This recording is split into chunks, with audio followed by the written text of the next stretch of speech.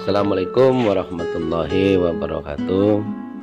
Allahumma sholli ala Muhammadin wa ala ali Muhammad walhamdulillahirabbil alamin. Topik hari ini adalah bimbingan rohani pasien di rumah sakit ya. Jadi bagian ini hanya untuk mempermudah pemahaman kita mengenai rute atau konsep bimbingan di rumah sakit. Kita lihat bagian ini satu. Orang sakit itu kan secara global bisa disebabkan oleh 3 kondisi ya. Jadi yang pertama, kelalaian menjaga kesehatan. Misalnya makan di sembarang tempat terus kena tipes gitu ya. Tidak cuci tangan. Kalau saat ini tidak pakai masker terus kena corona gitu ya. Yang kedua, makan dan minuman yang tidak sehat. Jadi minum air tidak dimasak atau minum air keran sehingga pilek gitu kan. Atau sebab lain misalnya musibah dan kecelakaan. Kesemuanya ini kalau dilihat dari sisi zahir adalah semacam sebab. Tapi kalau dilihat dari sisi batin, ini sebenarnya adalah arus atau rute terjadinya suatu takdir.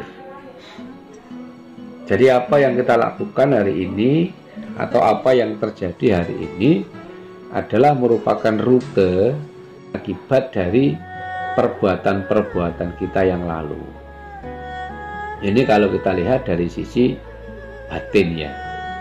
Jadi dohirnya dia makanannya tidak sehat sehingga sakit, itu dohir. Tapi batinnya ada faktor yang tidak kelihatan yang menyebabkan kita mendapati sesuatunya itu tadi. Contoh sederhana, Nabi Ayub itu kan orangnya sangat baik, sehingga saking baiknya dia itu dibangga-banggakan oleh malaikat di langit. Maka kondisi itu menyebabkan iblis datang kepada Allah dalam tanda kurung menyebut berdoa kepada Allah dan mengatakan, ya maklum Nabi Ayub ini khusyuk, wong Nabi Ayub kaya sekali. Ya maklum Nabi Ayub itu bisa berpikir, wong tidak kekurangan uang. Tolong saya diberi kesempatan untuk menggoda dia. Apakah dia masih tetap berzikir, masih tetap beribadah kepadamu ya Allah lewat doanya Anda, bukan kok datang ke Allah terus ketemu Allah, enggak. Maksudnya bergumam seperti itu terus dikabulkan oleh Allah. Maka tahap pertama, iblis itu membakar seluruh kekayaan Nabi Ayub. Maka Nabi Ayub mengatakan, ya Allah, harta ini adalah milikmu dan sekarang engkau ambil kembali, maka saya memasrahkan diri kami kepadamu. Ngono. Nabi Ayub ngono, padahal kan dia tidak salah. Maka kategori kondisi yang terjadi pada Nabi Ayub itu adalah ujian seperti itu. Tahap yang kedua, istrinya Nabi Ayub dibikin minggat semua, terus anak-anaknya dibikin mati semua, kena racun tikus karena makan makanan yang memang diracuni oleh iblis tadi. Dan yang terakhir, Nabi Ayub menderita penyakit kusta. Seluruh badan dan tubuhnya dimasuki oleh ulat yang menggerogotinya sampai dia diusir dari desa dan disendirikan di dalam hutan supaya tidak menular. Ini orang baik Nabi Ayub. Dia menjaga makan minum. Dia tidak lalai, dia orang pinter. Tapi karena ada ujian dari Allah lewat godaan setan dan mau ditingkatkan derajatnya, maka si Nabi Ayub ini menderita penyakit tersebut. Sehingga kembali kepada kesimpulan awal, saya kok begini, gimana Pak ya? Ya, kita harus mengevaluasi diri kita secara zahir dan secara batin. Kalau diri kita menyebarkan agama, berdakwah dengan ikhlas karena suatu tugas dari Allah, meskipun Allah tidak memberikan mandat langsung kepada kita, ya mungkin itu ujian. Kalau kita orang baik, meskipun tidak menyebarkan agama, kita bermanfaat bagi orang lain, kok kita menderita seperti ini? Yaitu cobaan. Kalau Anda orang baik mulai melenceng, yaitu teguran. Kalau Anda tidak baik, selalu lupa sholat dan tidak pernah zikir kepada Allah, tidak pernah bersyukur, terus Anda sakit, itu siksaan. Supaya tidak terlalu berat pada saat nanti Anda meninggal dunia, atau pada saat Anda pindah ke tempat yang lain. Begitu ya. Ini filosofi pertama. Filosofi yang kedua, sakit itu sudah tadi ya, ada fisik, ada psikis. Fisik itu kelihatan mata, kanker, jantung, koroner, tipes, DHF, malaria. Ada psikisnya, akibat daripada sakit, stres, depresi, bahkan yang terakhir nanti kalau dia terlalu berat akan terjadi gangguan jiwa. Nah, kesemuanya ini menimbulkan guncangan kejiwaan, sehingga diperlukan bantuan spiritual. Gitu ya maksudnya ya. Jadi, mengapa kok di rumah sakit perlu ada bantuan spiritual? Ya karena itu mereka dalam kondisi tidak stabil. Maka bantuan spiritual ini gunanya adalah mengarahkan, menjuruskan ke arah keseimbangan atau kestabilan. Pengertian. Terus apa bimbingan rohani pasien di rumah sakit? Ini ada dua pengertian ya. Yang pertama, jadi bimbingan rohani pasien itu pelayanan yang memberikan santunan rohani kepada pasien dan keluarganya dalam bentuk pemberian motivasi agar tabah, agar sabar dalam menghadapi cobaan dengan memberikan tuntunan doa, tuntunan cara bersuci, tuntunan saat sholat sedang sakit, dan ibadah-ibadah lainnya yang dilakukan dalam kondisi sakit. Pengertiannya seperti itu.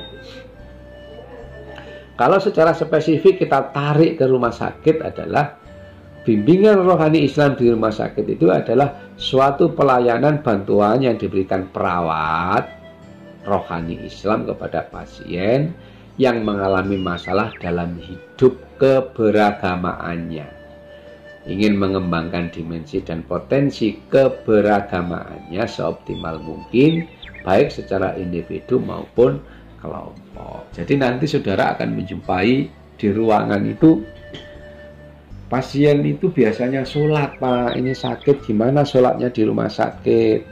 Apakah boleh kita ambil wudhu? Apakah boleh nanti saya turun dari bed, Pak? No. Nah itu nanti perawat di situ sebagai tim para medis dan tim kerohanian. Oh, ibu kena tipes, tidak boleh turun dari bed. Ibu harus bed rest total di atas tempat tidur, mandi di atas tempat tidur, BAB di atas tempat tidur, BAK di atas tempat tidur. Ibu boleh sholat tapi dengan tayamum. Nanti dilatih cara tayamum. Ibu sholatnya tidak boleh duduk karena kondisinya sedang bed rest. Ibu harus sholat dengan cara berbaring. Dilatih cara berbaring sholatnya gitu. Itu tugasnya seorang perawat di rumah sakit.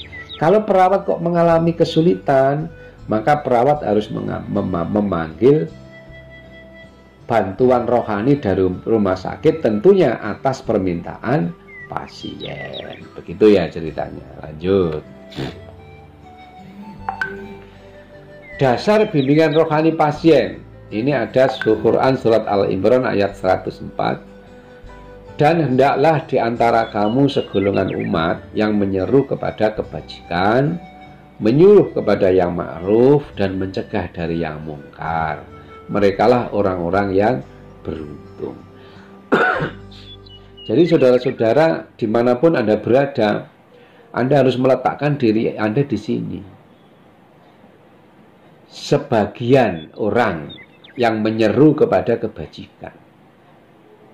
Di kampus, tempatkan Anda di sini. Nanti setelah lulus di puskesmas, di rumah sakit, atau di RW RT setempat, Anda harus mengambil posisi di sini. Ngajak sholawat, ngajak zikir, membentuk kelompok kajian, meskipun tidak banyak orang, 5 orang, begitu. Ini diakhiri dengan ayat, merekalah orang-orang yang beruntung. No. Jadi ada perintah dari Allah lewat ayat ini, harus ada di antara kalian di setiap tempat itu yang mengajak kepada kebaikan, supaya orang tidak lari dari kebaikan. Nah, salah satunya pada saat kita berada di rumah sakit adalah menyeimbangkan kondisi pasien yang tidak mampu sholat di atas tempat tidur, yang tidak bisa berwudu di atas tempat tidur, yang tidak bisa apapun. Kita latih mereka untuk bisa sholat sesuai dengan kondisi mereka. Lanjut. Nah, pelayanan yang multidimensial itu kalau kita di rumah sakit kita sebut sebagai pola pelayanan holistik. Kalau kita terangkan satu persatu, ada pelayanan secara biologi ya. Biologi itu fisikal. Nanti diberikan perawatan. Ada pelayanan secara psikologis. Ini biasanya kita kerjasama dengan ahli psikologis. Ada pelayanan secara sosio. Sosio itu sosialnya. Jadi nanti posisi perawat itu nanti sebagai mediator, memediasi. Jadi ada pasien baru dikenalkan dengan pasien yang lama, itu namanya mediator. Motivator. Nanti kita memotivasi untuk mengatakan, Bu, sembuh, banyak penyakit seperti ibu ini sembuh kok, banyak. Yang penting ibu semangat, ya itu motivator. Advokasi, pembelaan. Kalau pasien kepingin apa-apa, langsung kita advokasi untuk dimintakan kepada bagian yang terkait. Misalnya kok, Bu, saya ini di rumah sakit kalau dikasih makan seperti ini tidak bisa makan, Bu. Saya biasanya itu nasi begini, maka seorang perawat akan mengajak ahli gizi untuk diskusi. Pasiennya ini tidak mau ini, Mbak, maunya ini, biar nanti ahli gizi memikirkan menu yang terbaik supaya pasien mau makan. Dan yang nomor D, perawat sosio di sini fasilitator. Salah satunya adalah menyuluh. Jadi misalnya pasien mau disuntik, kita terangkan, Mbak, ini disuntik ini. Obat ini nanti fungsinya adalah ini. Setelah Anda minum obat ini, maka terjadi ini. Anda tidak boleh ini, dan Anda harus begini. Itu namanya fasilitator. Tujuan bimbingan. Memberikan bantuan kepada orang lain berupa nasihat, pendapat, petunjuk agar dirinya mampu menyembuhkan penyakit yang bersarang di dalam jiwanya. Maka konsep tujuan ini satu, menyadarkan penderita. Yaitu tadi, katakan, Bu, ini cobaan. Jadi jangan sampai Anda terus terang. Pasiennya kan lewakal ya, biasanya mabuk, akhirnya terkena kanker hati. Biasanya kalau peminum alkohol itu kan di atas 45 tahun itu kan rawan terkena kanker hati itu. Kita ngomong, Bapak, sakit Bapak ini adalah baik, karena ini untuk mengingatkan Bapak sedang dicoba, Bapak harus kembali kepada Allah. Ayo kita latihan sholat kalau memang Bapak belum sholat. Ngono, ojo kok sampai Bapak, ini adalah siksaan bagi Bapak. Bapak sejak muda minum alkohol, kapok Bapak seperti ini. Penyakit seperti ini Pak ya, tidak sampai 1 minggu, mati loh Pak orangnya. Jangan begitu. Itu namanya tidak menyadarkan, malah nanti dia stres. Yang kedua, memberikan pengertian dan bimbingan penderita dalam melaksanakan kewajiban agama. Yaitu tadi sudah kita ceritakan. Ibu agamanya Islam, ya Islam. Ibu sholat di rumah, sholat. Lah ibu di sini harus tetap sholat. Loh bagaimana Bu? Ya saya latih ya. Karena ibu penyakit ini, ibu boleh wudhu. Tapi wudhunya di atas tempat tidur Bu ya. Nanti gini caranya, dilatih. Beserta keluarganya. Oh no. Yang 3, perawatan dan pengobatan dikerjakan dengan berpedoman tuntunan Islam. Contohnya apa? Waktu makan, baca bismillah. Itu perawat yang ngomong. Jangan lupa baca bismillah Bu, biar cepat sembuh. Minum obat, bismillah. Diakhiri dengan bacaan alhamdulillah. Ini kegiatan harian. Terus yang keempat, menunjukkan perilaku dan bicara yang baik sesuai dengan kode etiknya. Jadi perawat ngomong yang sopan. Kalau pasien ngomongnya tidak sopan, nanti dikasih tahu, Ibu kalau di sini latihan sopan ya, tidak boleh. Nanti ada pasien yang tersinggung loh. Ya. Fungsi bimbingan ada preventif. Preventif itu mencegah ya. Jadi membantu individu menjaga atau mencegah supaya tidak sakit lebih parah. Itu namanya preventif. Yang kedua, kuratif itu pengobatan. Ini memecahkan masalah yang sedang dihadapi. Ya tadi itu fasilitator, kita menerangkan sedetail-detailnya.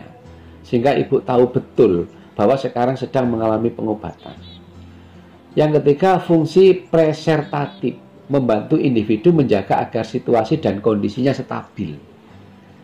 Jadi jangan sampai nanti sakitnya akan diperparah dengan situasi dan kondisi. Misalnya sakit kok tidak ada tetangga yang menjenguk, terus ibunya mangkel.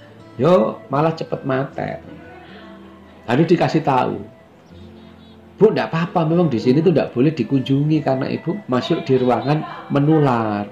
Yang mengunjungi ibu banyak, tapi di luar tidak boleh masuk. Yang keempat, fungsi developmental atau pengembangan. Membantu individu memelihara dan mengembangkan situasi dan kondisi yang telah baik. Itu developmental. Jadi dikembangkan yang sudah baik. Ibu kan sudah biasa di sini, nanti diteruskan di rumah ya. Cara makannya, cara minumnya. Nanti jangan diputus di sini. Sholatnya juga jangan diputus. Setelah sakit, setelah sembuh nanti harus bertambah khusyuk ya. Seperti itu fungsi bimbingan rohani. Unsur bimbingan, 1 subjek. Subjek itu petugas. Petugas itu bisa perawat, bisa dokter, bisa ahli gizi, dan bisa paroh. Paroh itu kalau di rumah sakit namanya pembimbing rohani.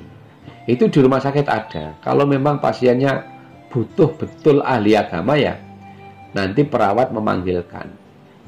Nanti akan dilayani secara spesialis oleh tenaga rohani. Nah, petugas orang yang dianggap mampu memberikan pengarahan itu, dia harus punya kompetensi ini. Dia bisa memberikan suatu perkataan yang membekas. Judes itu membekas, tapi kan elek. 2, perkataan yang lemah lembut. Ibu, bapak, perkataan yang ringan, jangan terlalu berat. Sesuaikan dengan pendidikan mereka. Perkataan yang mulia. Tadi apa itu tidak apa-apa Bu, tidak ada loh Bu di dunia ini yang rugi. Kalau Anda didolimi loh Bu, ibu nanti dapat pahala, yang mendolimi dapat dosa kok. Qaulan sadida, perkataan yang benar. Bu, ini obat, ini diminum berapa kali, ya. Terus yang kedua objek itu pasien itu tadi atau keluarganya yang menerima bimbingan. Dan yang ketiga adalah pesan, maudhu. Pesan yang kita sampaikan itu harus terorganisir, harus dipikirkan, harus diminit, sehingga menjadi pesan-pesan yang sangat berguna bagi pasien. Masalah akidah, keimanan, masalah syariah, masalah muamalah, masalah akhlak, itu bisa dilatih. Dan orang sakit itu menganggap perawat itu seperti kiai. Apapun yang dikatakan perawat itu akan menjadi suatu petuah yang insya Allah tidak akan dilupakan dia. Dan kalau yang kita katakan nanti karena tidak bisa dilupakan oleh dia, dan itu menjadi estafet ditularkan kepada orang lain, maka nanti kita akan memperoleh pahala yang tidak terputus. Jadi kita itu tidak merasa berpahala, tetapi yang kita katakan kepada pasien ternyata dikatakan orang lain, itu kita akan dapat pahala sama dengan dia. Itu akan menjadi suatu multi marketing pahala bagi seseorang yang bisa memberikan petuah-petuah yang cocok untuk pasien itu tadi.